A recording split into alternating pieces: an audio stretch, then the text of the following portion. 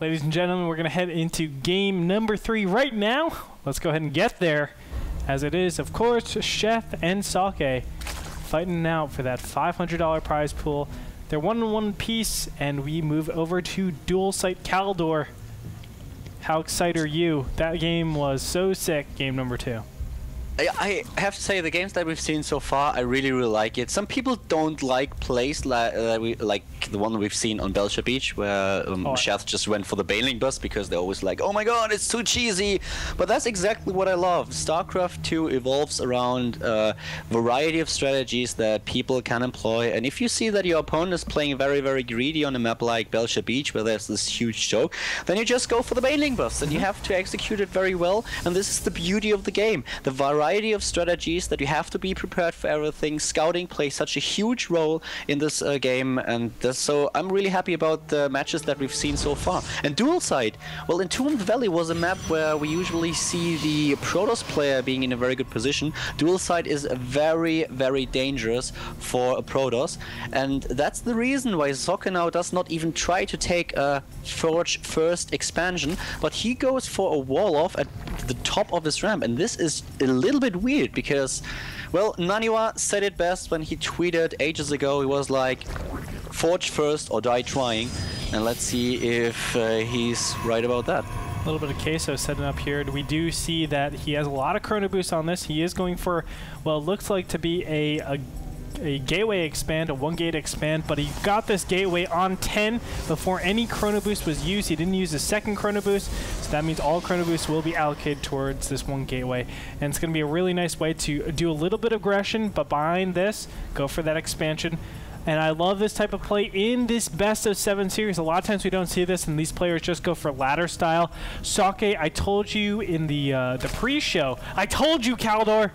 No, I'm just kidding. I told you that he has a huge variety of styles that we know, and it's just, it makes such a hard best of 7 series for Sheth, in my opinion, because it's like I have no clue what I should be expecting from my opponent. Look at where he walks with his Zealot. This is just so beautiful. Completely dodging the Xel'Naga Watchtower up to the point when he knows, okay, there is no unit of my opponent. I can safely just walk across the ramp. He knows about the Overlord, so he can dodge the Overlord without a problem at all. Getting the 3rd Zealot right now, and this attack is probably going to hit Sheth really hard because, well, let's face it, there are not a lot of units for the Zerg player from Team Liquid. Sheth, therefore, won't be prepared for the Zealots. And I was completely wrong. I thought he was going to go to a standard macro play, but no. He gets 2 assimilators. He puts 5 on gas right now. I don't know if that's a mistake or deliberate, but these 2 Zealots, they're going to do a lot of damage, man. And there's going to be rallied Zealots that are going to make their way over. We have 3 Zealots out in the field, and Sheth realizes that his opponent has gone very Zealot heavy. How does he defend against this? He has to get his queen over there ASAP.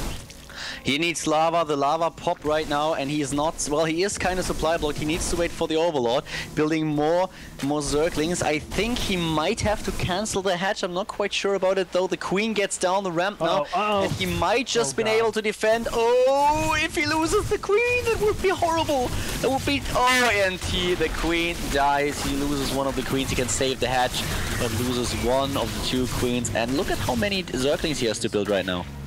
And this is going to be so nice. Obviously, it's indirect damage, not allowing your opponent to actually make any drones. And especially if you can do this in the beginning stage, it helps so much more. But is it going to be worth it? That's the big question. Let's go ahead and look at how many Zerglings are out in the field right now. It looks like a total of 9. And I'm actually surprised now. I would have expected Socke to go for some kind of expansion play nonetheless, like trying to follow it up with a 1-gate expansion or even getting a couple of additional gates.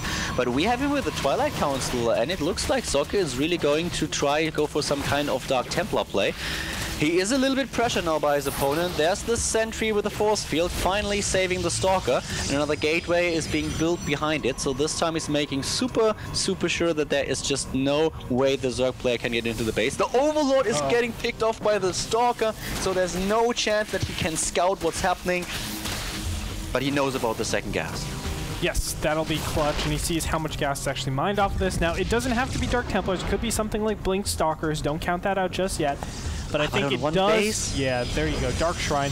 it does kind of lend itself more towards Dark Templars, just because if we saw Blink Stalkers, there would probably be an earlier gateway. Look at Sheth. Sheth scouts the double gas and he knows there's only one base, and he looks at this two simulators and he's like, well, this is kind of odd. You are on one base and you have double gas, you have so much gas mined already. This is really, really weird. He throws down the evolution chamber, and as soon as the evolution chamber is done, there are the two spore crawlers to give detection, one at the main base, one at the natural. He will be prepared. But the thing that he might not be prepared for would be Archons. Look at that, he's just going to put down his Nexus. So he's going for Dark Templar expand. Now let's look at the income right now. It looks like Sheth is over 30 drones, or probably more important, it's going to be 22. If you're over 22 drones, then this expansion is going to be making money. That means obviously it's worth it. So he's at a good harvester count right now.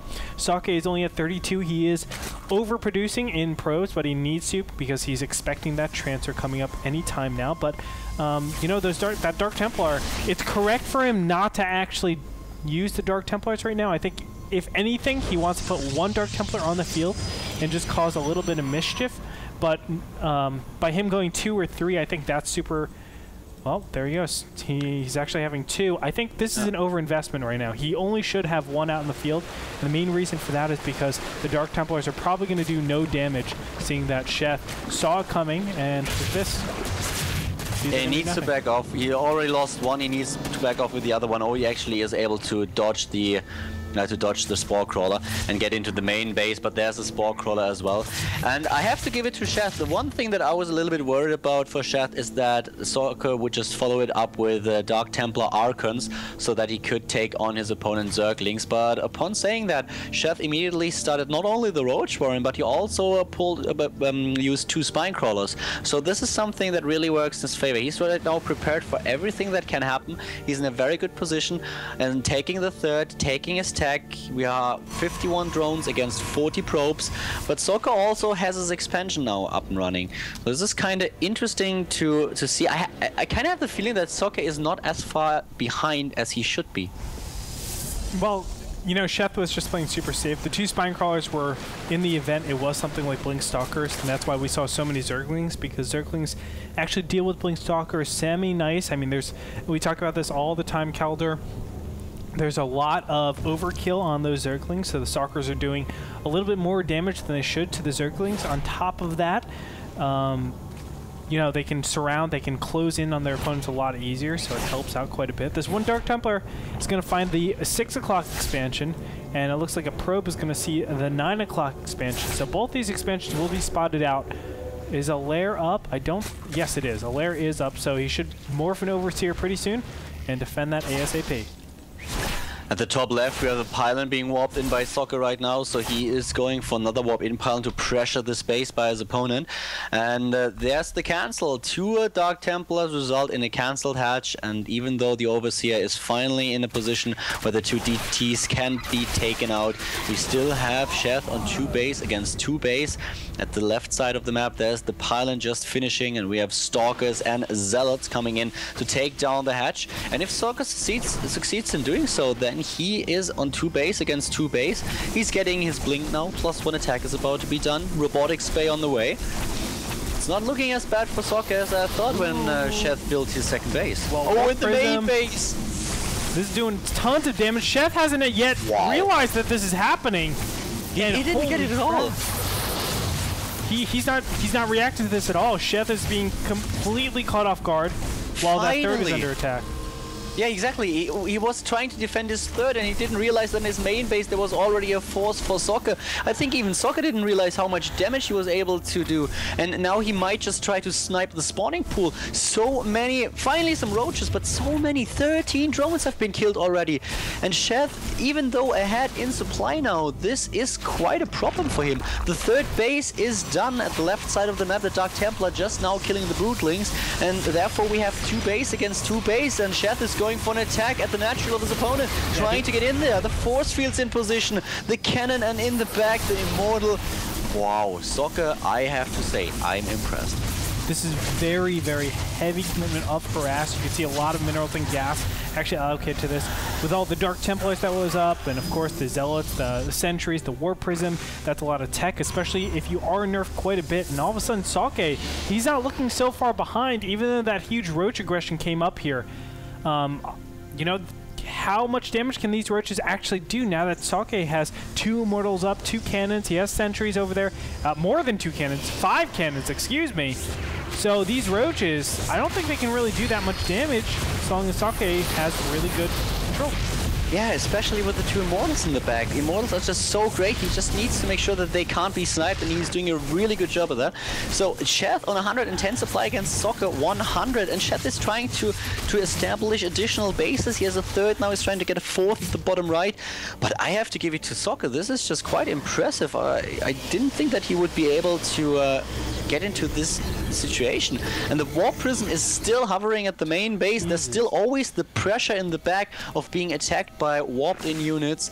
Very, very nice play. This is just great, Gretorp. A great 3rd game, and this is an awesome show match series. Dude, Socke is showing magnificent results. I am so pleased with how he's playing. This is a brand of StarCraft that we really haven't seen, where Socke is actually kind of over-investing in this harass. He's saying, okay, I'm going to spend a little bit more money on my harassing units in this beginning stage, but I know it's going to do damage. And with that, I can really take control of this game. I know exactly what my opponent's composition is going to be, and then I will just hard defend against any counterattacks. Yeah. And this is what we see. And Gretorp, just look at the army composition for Sheth now. I don't really like the Muralist. There is Blink. Blink has been done ages ago. He needs Fungals. He needs Fungals against this army. Muralists just won't cut it. The Stalkers are already so strong. They have +1 attack. They have Blink, and they will be able to react. And here comes Socke just going for it. And even though Sheth has a small advantage when it comes down to the supply, he will lose his 3rd. The 3rd is already dead and gone. More units streaming in. A lot of Immortals, the backbone of the army. And the Stalker's just able to deal with whatever his opponent is throwing at him. The Warp Prism is being put to some good use. He's just warping in units at the front. He doesn't even have to rely on some kind of warp-in pylon. And Sheth is doing the only thing that he can do. He's trying to counterattack. Yeah, this 2-base aggression is awesome. Dark Templar is being warped in over here. And there's no Overseer, so the Dark Templars will have their ways with this army. In the meantime, the 4th was cleaned up by the big protest ball, and Sheth realized it, and all of a sudden, he went from riches to rags, man. This guy was really, I wouldn't say really far ahead, but he was definitely ahead. And Socke was able to make so much out of nothing. Something for nothing, man. Yeah, the entire game, Socke just putting up the pressure, taking down one base after another, and Sheth, he had most of his supply just being in roaches, and this is not something that you want to have when you are entering a late game stage where your opponent is able to use Archons, is able to use DTs, is able to use not only Blink Stalkers but also the Immortals, and Socke's army is just magnificent now. 100 army supply against 93. Here comes Socke once again, supply blocking. Sheth going in for the kill. He has sentries, he has every single unit he needs in his composition. The War Prism in the back in order to get additional warp ends, and here we go. I have no idea how Sheth is going to defend. He's trying to go for a base trade now. That's the only thing that he can do. He can't attack this exactly. That's the only thing he has, and still he has no Overseer over here, so Dark Templars could be warped in and deal with the ground army very easily, but he's not going to do that. He's actually going to go back to his base. Now, Socke knows he just killed his opponent's natural. If he kills his opponent's army right now, which he does have an army composition to do, he won the game. There's no economy for Sheth at this point, and everything's looking good. There's the big blink, and the mutas are taking a ton of damage, and really, Sheth isn't in a position where he can go and base trade with his opponent. He has to go for his opponent's army, and this isn't going to do. There's the Nexus being annihilated, so he doesn't have a Nexus any longer, but he has 22 probes and at the same time 500 minerals, so he can rebuild his Nexus. And as you said, the army supply of Sheth, it is dwindling. He's down to 75 now, adding additional Mutalisks, because that is what you want to have. If you are going for some kind of a base trade scenario, you need Mutalisks, you need units that are really, really fast, but you are up against Blink Stalkers. We have the expansion for Sheth at the right side of the map. That's where he is going to hide inside his base, and already Socke rebuilding his nexus at the natural. Of course he needs to leave a couple of units behind. He can't afford to neglect the defense now. He is in a very, very good position, but still he has not won yet, so he has to make sure that he is able to defend the nexus. Dark Templars are running around though, just checking for all the expansions. Unfortunately, he hasn't been able to spot out this mid-right expansion, although there it is. The War Prison's going to fly by, sees the hatchery down. But let's be honest, Socke at this point is in a commanding lead. Let's go ahead and look at the units tab. 20 mutas against 26 stalkers. And with the upgrades, the stalkers will win, especially with the blink. So and we also have the Guardian Shield that he just used in order to take down another couple of Mutalisks. So we are 19, 20 Mutalisks to 24 Stalkers. And Socke will have mining in just a few seconds. There it is, the Nexus is done, so he has mining once again. And yeah, that's going to work out quite well for Socke. 97 supply against 76. Sheth is not out of it just yet, but it's definitely going to be an uphill battle. Yeah, especially with that Archon out. I mean, how does he actually magic box an Archon and then deal with the stalkers efficiently? There's no way to. There's the blink at the base to the right side of the map, taking down 2 Mutalisks. Well, actually one of them survives, but at least a bunch of drones. And he can take down the hatch. At the same time, we have 1 DT attacking the base at the natural. This is going to be tough. Sheth, how many drones do you actually have left? 22. Finally, the DT gets taken out, but here are the Stalkers blinking in, taking on the Mutalisks. Pew pew, focus firing every single one of them. Yep, and the Mutas are going to engage on these groups of Stalkers. Is it going to be enough? Guardian Shield gets popped. It looks like no, it is not. And Sheth will take a small victory right here. The Immortals will die. And the Stalkers will have to blink back, but you know, that's just half of his army. Other half is all the way back, and Socke is mining. Exactly. Socke is mining. He has 800 minerals left, just swaps in another round of Stalkers right now. So in total he has 23 against 8. That's the GG by Sheth.